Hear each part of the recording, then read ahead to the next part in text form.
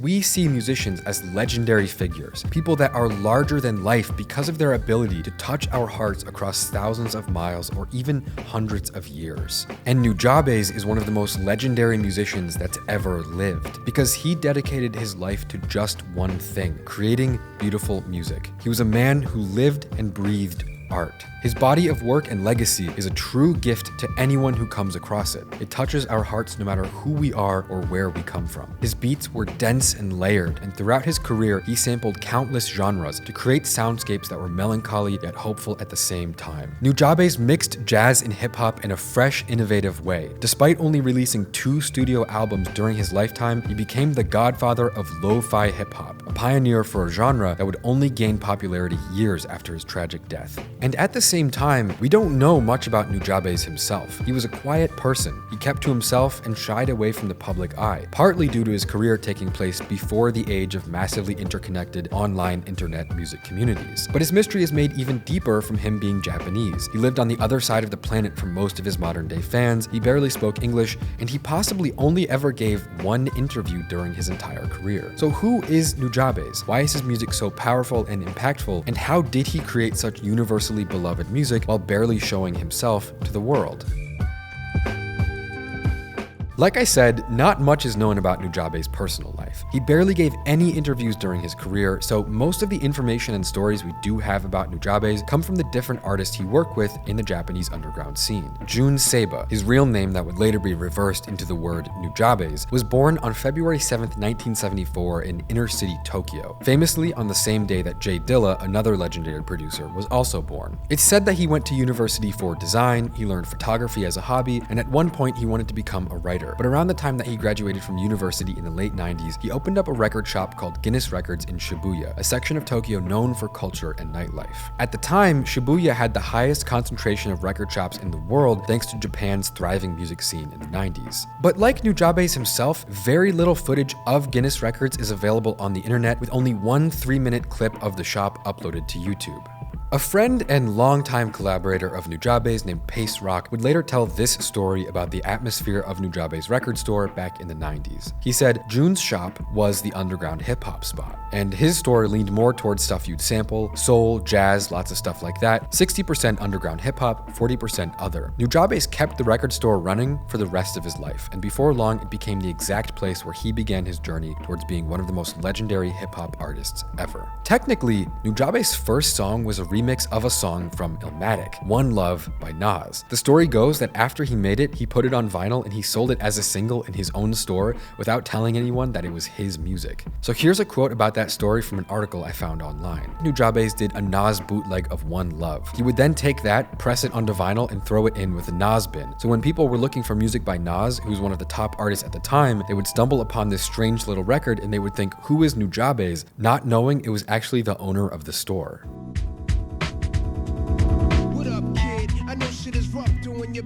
When the cops came, you should have slid to my crib. Fuck it, black, no time for looking back, it's done. After this first single, Nujabes really dove deeper into music. He was dividing his time between DJing clubs in Shibuya's nightlife district, he was releasing a few other singles here and there, and he even produced a Japanese exclusive collaborative English language album with an American rapper called Substantial at a time when hardly anyone knew Nujabes at all. And genuinely, this is one of the more underrated albums I've ever heard in my life. The production is lush, it's gentle, it's relaxing, Substantial's flows are perfect, but somehow most of these songs have less than 500 views on YouTube and less than 50,000 streams on Spotify. Some of my favorite moments on this album include the sunny warmth of the bass on If I Was Your Mic. Feel that one time, you know what I'm saying?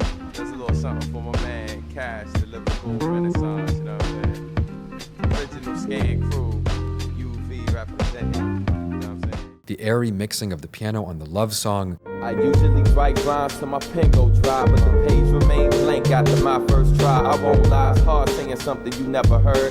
Feels like I'm limiting my inner feelings with words. You deserve a lifetime of praise for real. The vibes of this project are incredible, and it's really a shame that it doesn't have more attention online to this day. But more than anything, Nujabes wanted to make an album for himself, so he began working on a project called Metaphorical Music that would go on to be one of the main reasons he's still a legend to this day, 20 years later. When Metaphorical Metaphorical Music dropped in 2003. It was an immediate hit, and it's not hard to see why. The way that Nujabes was able to blend the natural feel of his music with all the different artists that he worked with on this album, it's one of my favorite jazz rap albums. It's definitely one of my favorite instrumental albums. It's probably one of my favorite albums of all time. Because Nujabes found the perfect formula for blending the energy and the rhythm of hip-hop with the beautiful melodies and the textures of jazz sounds. And despite its individual parts being relatively simple, the finished product of Metaphorical Music is an album that feels like a trip to a beautiful world nothing like our own. It's clear, relaxing, it's warm and thoughtful to the point of surreal, dreamlike beauty. The more energetic tracks on Metaphorical Music feature various different artists rapping over jazz samples and boom bap beats paired with a variety of samples from various genres. The record starts off with Blessing It, a remix of an earlier song with substantial and pace rock, and it's just a beautiful way to start an album. You're immediately hit with a tranquil saxophone melody, jazzy piano chords, and a bouncy drum beat. And substantial and pace rock ride the beautiful instrumental with unmatched energy and writing.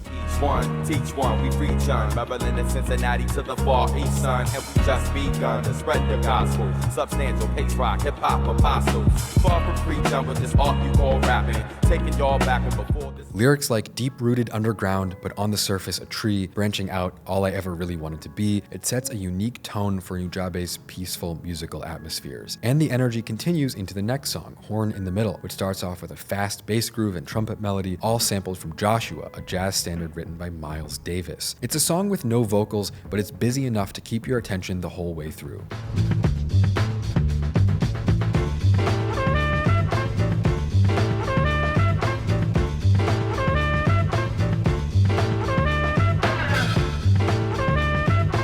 Lady Brown is a jazzy love song. It samples a classical guitar riff written by the legendary guitarist Luis Bonfa over subtle drums and textured violins and light flutes lower in the mix, creating a peaceful atmosphere, while Sice Starr writes loving verses describing his angel of woman. Brush a cold to a diamond, eyes forever shining. Your beauty alone inspire a nigga to rhyming. Thinking of the better things in life, thinking of how I could persuade you to become. Throughout Metaphorical Music, a wide spectrum of emotion can be found in the beats. The tracks effortlessly switch between mellow, energetic, happy, sad, melancholy. Nujabes was speaking straight from his heart through these instrumentals. Kumomi is a song with minimal production, just a clean piano melody, a fuzzy drum track, quiet violins deep in the mix, and Nujabes' signature, beautiful, warm double bass.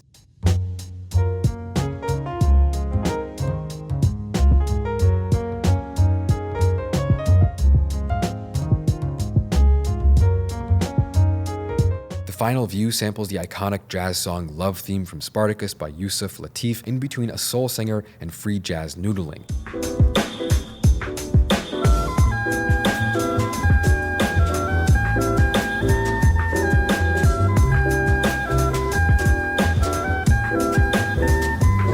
Next View starts off with a minute-long breakbeat drum track over the sound of rushing water before a flute, cymbals, piano chords, and another saxophone jump in to create a dense layered track that feels like you're walking through a forest so thick you can barely see sun.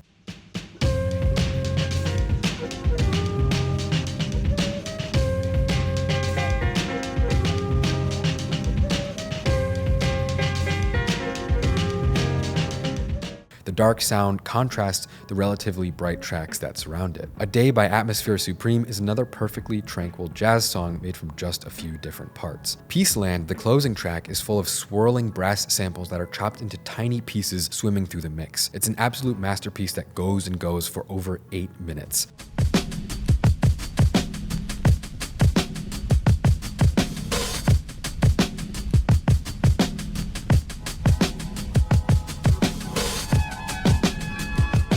And of course, the influence of house music persists through the album, with songs like Summer Gypsy and Next View feeling like a Nujabes take on 90s house.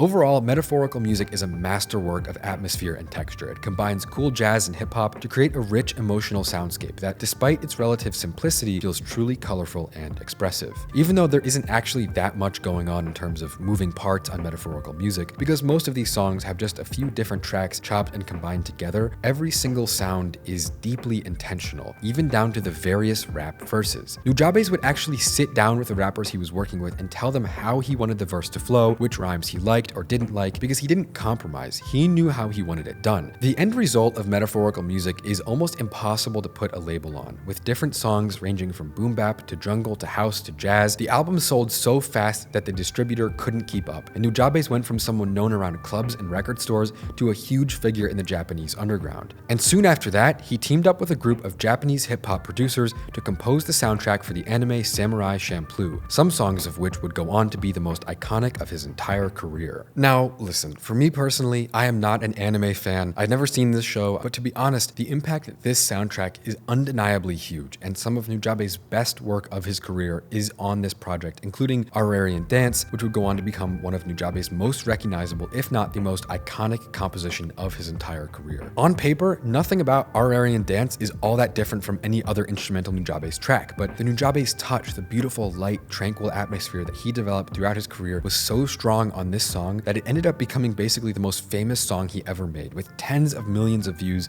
across different remixes, edits, and covers on the internet. It's truly one of Nujabes' masterpieces, and it's an amazing example of the beauty he was capable of with just a few simple techniques.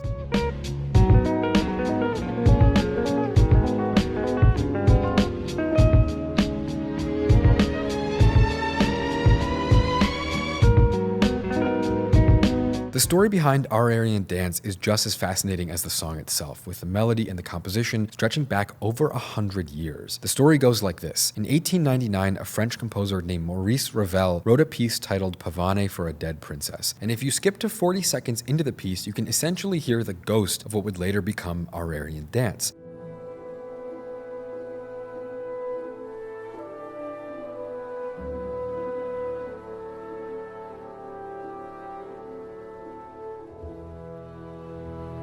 But we're not there yet, because 40 years later, his melody, Pavane for a Dead Princess, would be reinterpreted as part of a piece called The Lamp is Low. In this song, the clarinet solo directly quotes the main melody of Pavane for a Dead Princess. And then 30 years after that, in 1969, the legendary Brazilian guitarist Laurindo Almeida, who's often considered the creator of bossa nova as a whole, did a cover of The Lamp is Low.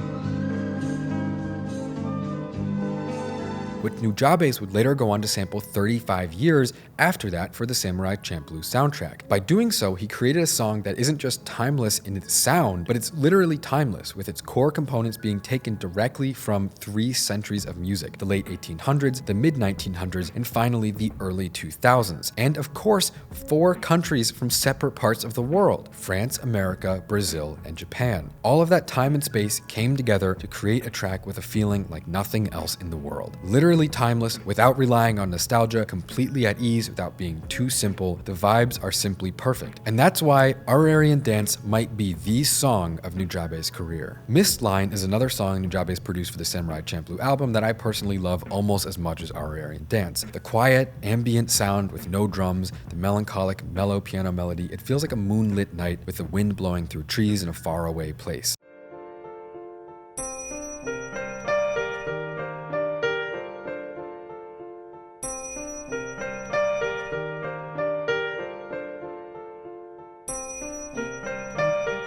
So even though Nujabes' work on the Samurai Champloo soundtrack might just be anime music, it's also some of his most beautiful, iconic work that has come to truly represent the absolute best of his artistry, while also introducing countless people to the beauty of hip-hop through an art form, anime, that couldn't be more disconnected from it. Nujabes immediately began work on his second album, Modal Soul, which dropped in 2005. And while Metaphorical music is beautiful, Modal Soul expands on those themes in every way. Just the first 4 tracks alone could make a perfect EP, but there are still 10 more songs, each of which is full of life the whole way through. Everything Metaphorical music did well, Modal Soul perfected. Just building and improving on the sounds that were introduced 2 years earlier, Nujabes himself took it more seriously than anything he'd done before. One of Nujabes' music managers later explained the mission of Modal Soul by saying this: at the time, Nujabes was very conscious of wanting to turn hip-hop into real music. He was looking to create a kind of musical complexity. He used to say that he wanted to bring hip-hop to the same level of respect and acclaim as jazz, soul, rock, and pop. Earlier in the video, I mentioned that Nujabes is often considered one of the fathers of lo-fi hip-hop, but almost none of the lo-fi hip-hop you find online nowadays actually sounds like Nujabes. Despite sharing so many of the same ingredients, Nujabes is in a world of his own. Yes, it's true that Nujabes was inspired by the sound of 90s boom bap, and lo-fi also shares a lot of boom bap sounds, but for me personally, I feel like a lot of lo-fi hip-hop uses similar sounds, but isn't really driven by melody in the same way that Nujabes' work was. It leaves most of the genre pretty boring and unrecognizable. Nujabes' beats are songs with structure. His music takes you on a journey. It's not just static effects and super loud kick drums and jazz loops, but he truly reinterpreted everything he sampled in a beautiful way. So Nujabes might be one of the fathers of lo-fi hip-hop. He's still the best to ever do it, but I don't think his music actually classifies as being part of that genre. So don't come at me if you love lo-fi hip-hop. I can respect that if that's your thing and you really like it, but for me, it feels wrong to call him a lo-fi producer when he did a lot to create more meaningfully structured songs with intention and feel in the music than most modern lo-fi producers do today. But back to Modal Soul. A lot of the jump in quality between Metaphorical music and Modal Soul was due to the way that Nujabes used samples in this project. Metaphorical music was full of jazz and hip-hop samples, but Nujabes knew that he couldn't rely on someone else's music for very long, especially if he wanted to increase his level of recognition he could get for his work. And at the time, he was also working closely with another Japanese producer named Uyama Hiroto, who was already a very talented live musician, and he helped Nujabes transition from sampling to live instrumentation. So he started learning the piano and the flute, and he even began recruiting musicians like Uyama to play certain parts that he couldn't.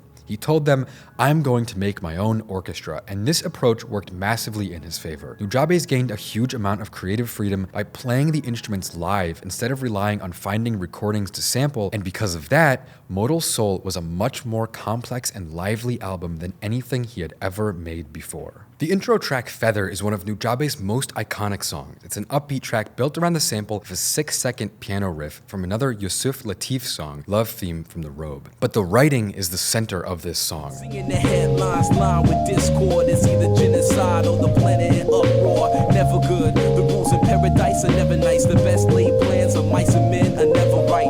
I'm just a vagabond with flowers for Algernon. Seiss Star and Akin Yai rapping on how to continue in a dark world surrounded by people who have lost their humanity. Like the instrumental, the lyrics have an uplifting feel, with Seiss Star rapping in the chorus, drifting away like a feather in the air, letting my words take me away from the hurt and despair, so I'm keeping it vertical, forever elevator, riding the escalator to the something that is greater. It's not hard to see why this is one of Nujabes' most popular songs. It has a beautiful instrumental with a twinkling piano, soft percussion, and steady bass that doesn't distract from excellent writing. The message of the lyrics is symbiotic with the beat. It's a story about staying calm through life's challenges on top of an instrumental that inspires peace in the heart of the listener. Ordinary Joe is a gorgeous soul track with fairly simple production, jazzy piano. Soul singer Terry Callier sings beautifully written, uplifting lyrics over a sampled Kiss drum track. It even features a flute solo played by Nujabes himself. It's one of my favorites he's ever done, and a truly beautiful piece of music. Tell you that I'm alive and just to keep from crying.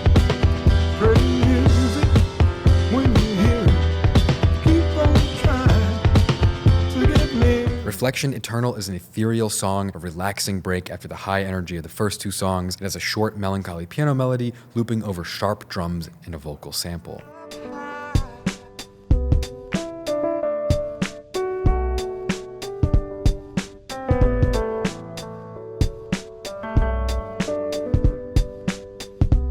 Flowers is calming, jazzy, it has a bright and complex piano loop.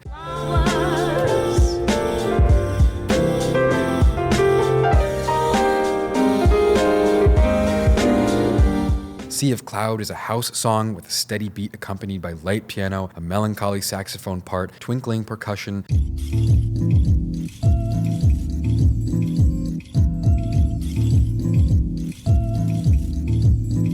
Light on the Land is another house song. It almost sounds like you're wandering in the woods in the middle of the night. Faraway jazz piece plays as he samples crickets, high-pitched owl hoots.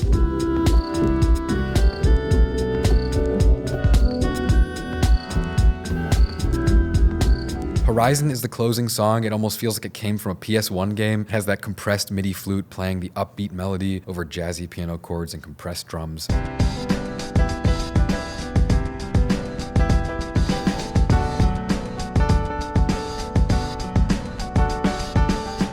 Modal Soul is an atmospheric masterpiece. It deserves all the praise it gets. Nujabes was a master of emotion and expression. The songs feel so deep and textured, it's like each one is in its own little world that you can fall deep into. His composition, his instrumentation, his abilities all improved greatly on this record. But this was the last studio record released during his lifetime, and it only shows how far he could have gone if he were still alive today. But it's impossible to talk about Nujabes without talking about Love Sick. It's a series of 6 songs that he and his frequent collaborator and friend Shinichirō wrote over the span of 15 years. The first 3 were released before his death, and it's probably my favorite project that Nujabes ever took part in. Each song was essentially a variation of the first track. They share the same drum loop and similar variations of the same sample, but they all have a unique character and they're all beautiful. While the first 3 were a series of upbeat love songs about their shared passion for music, the last 3 were, in Shing's words, encounter, parting, and reuniting. These songs are some of the saddest songs Jun ever made, mostly down to Shing's writing. He raps about the beauty that Jun created with his music,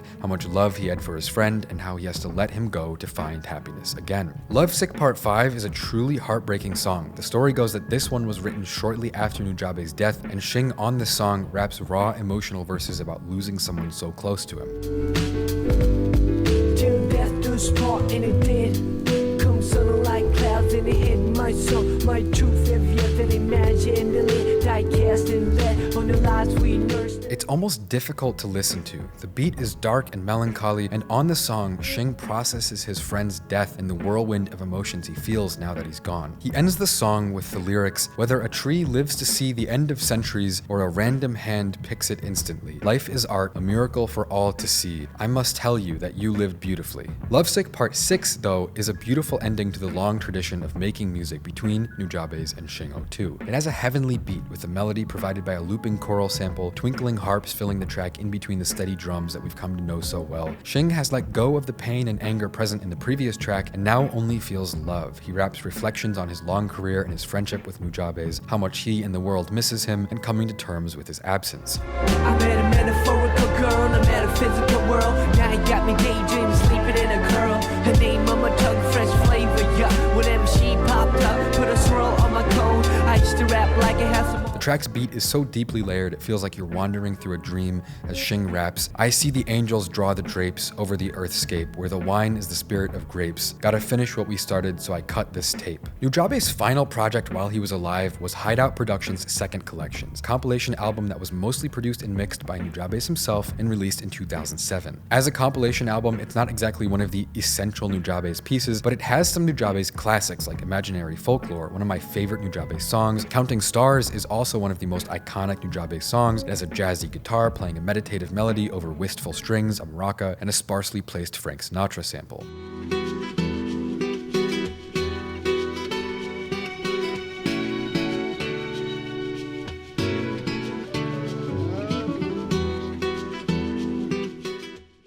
After releasing this project, Nujabes went on a long break from music, but 3 years later, he would forever be robbed of the chance to return. On February 26, 2010, Jun Seba was in a serious car accident on a Tokyo highway. After having barely gotten started, but having already touched countless hearts with his music, after becoming one of the most immensely large and influential underground music figures in Japan, he was pronounced dead at the hospital later that day at the age of 36. The most tragic part of all of this being that at that time, it was just a few years before social media and music streaming really took off, and Nujabes died without having a very active or visible fan base overseas. Any fans he did have in the West would be torrenting his music and discussing it on small forums, with no way for him to truly know the impact he was making around the world with his music. He didn't know that his songs would go on to have tens of millions of plays on YouTube and Spotify. He had no idea that he would become one of the biggest, most influential cult figures in underground hip-hop. It's impossible to understate the impact that Nujabes has on anyone who listens to his music. If you look at comment sections, forum posts, review websites, nearly everyone who cares enough to write about their experiences feels a deep personal connection to him and his art. A lot of the music from the 2000s sounds pretty dated at this point. It's been almost 20 years since Nujabes was active in music, but his music is timeless and it feels just as fresh and interesting as ever. I understand that his style isn't for everyone. Some people might consider it too slow or too simple, but in my mind, Nujabes was the master of finding these long-form samples and using them in entirely novel, beautiful, and fresh ways. His love and reverence for music poured through in his songs, as he sampled beautiful jazz classics and hip-hop beats and made them all his own, while still respecting the original work. When I listen to Nujabes, I always feel like his music has its own life. The final track of the second collection, After Hanabi, it shows this more than anything. It starts off with 30 seconds of the sound of fireworks, kids playing, people shouting, before a subtle drum track and a soft piano loop plays, and Dinah Washington's beautiful voice repeats the same words as a sea of bells envelops the mix. She sings,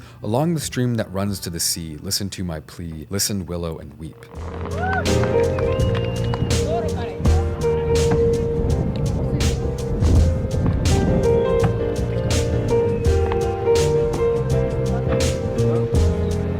Songs like these are why Nujabe's work is more than just music. It's why his samples are more than just samples. He spoke through these different pieces and created tapestries that were all his own. He created a bridge between our universal experiences. With all the artists he worked with all the melodies he created, every beautiful moment in his songs, there's an overarching feeling of peace. But I don't think he did that just because he liked how it sounded. I think Nujabes made music specifically to stand up to the darkness we all experience in our lives. It wasn't just a creative choice, it was a philosophical choice too. By focusing on the light, the beautiful, the peaceful, it doesn't block out the darkness. It creates a space where we can all feel safe. And that's all we have from him. No words, no interviews, no writings. The person he was hardly exists as anything more than a memory for the people that knew him. But that doesn't mean he's gone. Because in his life, he made music. And in his death, he is music. And he will be forever. I'm Philip. This is Volksgeist.